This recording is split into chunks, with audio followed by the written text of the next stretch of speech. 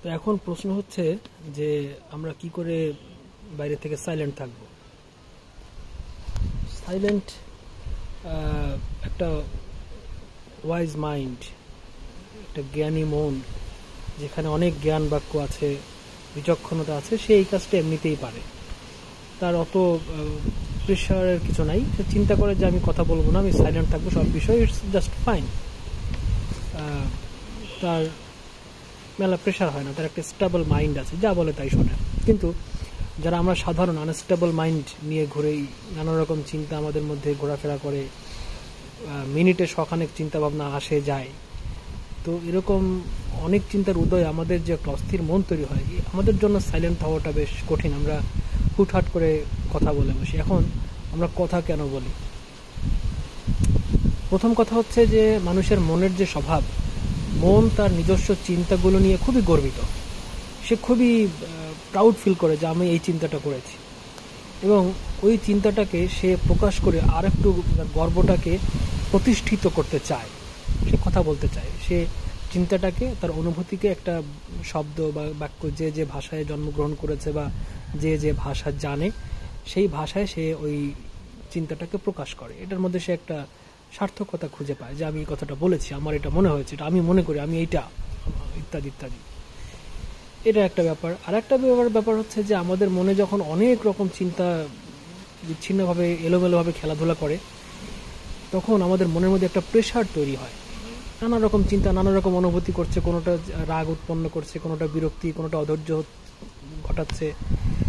তখন আমাদের মনে একটা উত্তপ্ত গরম অবস্থা তৈরি হয়। মন তখন চায় যে কিছু চিন্তাকে বাক্য শব্দের মাধ্যমে বের করে দিয়ে একটু রিলিজ হওয়া যায় কিনা, একটু হালকা হওয়া যায় কিনা। তখন মন করে কি, কিছু চিন্তাকে সে কথার মাধ্যমে বের করে দেয়, বের করে দিয়ে নিজেকে একটু হালকা করে। অনেক সময় অনেকে বলে না যে তোমাকে এই কথাটা বলে খুব হালকা বোধ করছি, মানে এই কথাটা তার মধ্যে অনেক চাপ সৃষ্টি করছিল, চিন্তাটা, ওই অনুভূতিটা তার মধ্যে একটা গরম অনুভূতি নিয়ে এসেছিল, সে ওটাকে বলে একটু রিলিফ ফিল করছে। তো এটা একটা ব্যাপার। এখন আমাদের মনের আর একটা বাজে অভ্যাস আছে, তা হচ্ছে যে মন শুধু চিন্তাকে এক্সপ্রেস করেই শান্তি পায় না, তার আবার সমর্থন দরকার, সাপোর্ট দরকার। সে চায় যে অন্য কারো মনের চিন্তাও তাকে শব্দের মাধ্যমে, বাক্যের মাধ্যমে তাকে সাপোর্ট করুক, তার চিন্তাটাকে সমর্থন করুক। অর্থাৎ সে শুনতে চায়, হ্যাঁ হ্যাঁ তুমি ঠিক বলেছো, হ্যাঁ হ্যাঁ তাই তো, এটাই রাইট। সেইটা শুনতে চায়, এটা শুনতে সে খুব পছন্দ করে। এই কারণে সে কথা বাতাসে বললেও তো হয়, এই যেমন আমি এখন একা একা বলছি, এভাবে বললেও তো হয়, কিন্তু না, তার মানুষজন লাগবে যারা তার কথা শুনবে, এবং সমর্থন করলে সে ভীষণ আনন্দ পাবে। এটা তার জন্য বিশাল একটা আনন্দের বিষয়। এই আনন্দের জন্য সে সকাল সন্ধ্যা দোকানপাটে বসে থাকে, কার কাছে কি বলবো আর কে আমাকে সমর্থন করবে, খুব আনন্দের বিষয়, একটা সার্থকতা। তো এই জন্য তার আমরা পার্টনার খুঁজে বেড়াই, বন্ধু খুঁজে বেড়াই, কার কাছে কথাটা বলা যায়, কার কাছে বললে সে আমার পক্ষে কথা বলবে। এর মধ্যে একটা বিশেষ তৃপ্তি সে পায়। অনেকটা এই তৃপ্তিটা আসে কেন, হয়তো অহংকার থেকে আসে, যে হ্যাঁ আমি তো রাইট, নিজের মধ্যে আমি সত্য, আমি ঠিক, এই ধারণাটা আরো সুপ্রতিষ্ঠিত হয়। সম্ভবত এই কারণে সে আনন্দটা পায়। এখন আমরা তো প্রচুর কথা বলি, কারণে অকারণে কথা বলি, কথা বলার ক্ষমতাটাকে একেবারেই অপব্যবহার করি, সুব্যবহার খুবই কম। আমাদের কথায় মঙ্গল হয় এমন কথা আমরা কমই বলি, প্রচুর অপ্রাসঙ্গিক, অপ্রয়োজনীয় কথা বলি, এবং এই কথা বলতে গিয়ে অনেক অঘটন ঘটে। এই যে যখন তখন যে কোনো একটা ভাব প্রকাশ করতে ইচ্ছা করে ফেলি, আর তখন তা থেকে ঝামেলা তৈরি হয়। অনেক সময় আমার মতামত অন্যকে ক্ষুব্ধ করে, সেখান থেকে অস্থির পরিবেশের সৃষ্টি হয়। তো যদি কখনো কারো মনে হয় যে কী করে সাইলেন্ট থাকা যায়, অন্তত বাইরে, মনে যা হয় হোক, অ্যাটলিস্ট করে বাইরে একটু শান্ত থাকা যায়।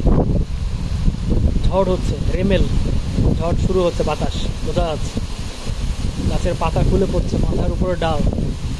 তো যাই হোক, তো সেক্ষেত্রে তার কিছু উপায় আছে।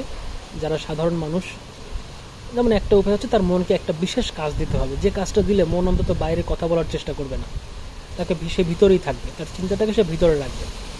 কী করা যায়? একটা হচ্ছে সে কোনো বই পড়তে পারে, যে কোনো একটা বিষয় খুব গভীর, তার ভালো লাগার বিষয়, সেটা অ্যানালাইটিক্যাল হোক, গল্প হোক, উপন্যাস হোক, সে তার মধ্যে ডুব দিতে পারে। এই একটা বিষয়। সে গান শুনতে পারে, যদি সাইলেন্টলি নিজে নিজে গান শুনলো, এতে তার মুখটা বন্ধ থাকবে। এছাড়া সে লিখতে পারে, যদি সে লেখক হয়, তার যদি লেখার হাত থাকে এবং যদি কোনো বিষয়কে গভীরভাবে ভেবে সে লেখা শুরু করে, তো এটাও তাকে অন্তর্মুখী হতে ভীষণ সাহায্য করবে। সহজে বাইরের তার কথাটা প্রকাশিত হবে না, সে নিজের মধ্যে একটা ব্যস্ততা তৈরি করবে, একটা গবেষণার ভাব তৈরি করবে। এবং মানুষ যারা বড় বড় গবেষক, যারা অনেক কিছু করেছে, তারা কিন্তু এটাই করতো, মনের মধ্যে ব্যস্ত থাকতো, অনেক কিছু নিয়ে ভাবতো, অনেক কিছু নিয়ে লেখালেখি করতে পারে।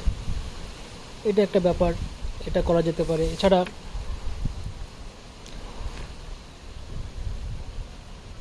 কথা যদি বলতেই হয়, তো কথায় মঙ্গলের কিছু হোক, এভাবে কিছু কথাকে তৈরি করা যেতে পারে, যেটাকে নিজের মতো করে ডেলিভারি দেওয়া যেতে পারে। মানে বলা যায় ব্যালেন্সড, কন্ট্রোলড কনভারসেশন, যে আমি কি বলবো আজকে সন্ধ্যায়, আমার একটা চিন্তাকে আমি প্রকাশ করবো, চিন্তাটা কি, কার কাছে বলবো, কার কাছে বললে ওটা একটা ইফেক্টিভ এক্সপ্রেশন হবে, এটা করা যেতে পারে।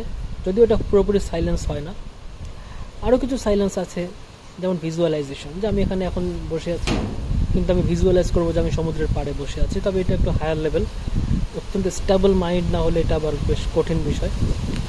তো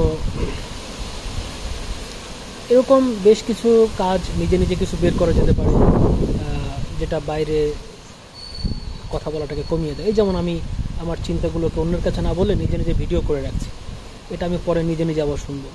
এই কথাগুলো হয়তো আমি আমার এরকম অপশন না থাকলে হয়তো অন্য কোনো মানুষকে বলতে হতো, তাকে আমার ডাকতে হতো, তার সঙ্গে চা খেতে হতো, তার অনেক কথা আমার পছন্দ হতো না, দ্বিমত হতো।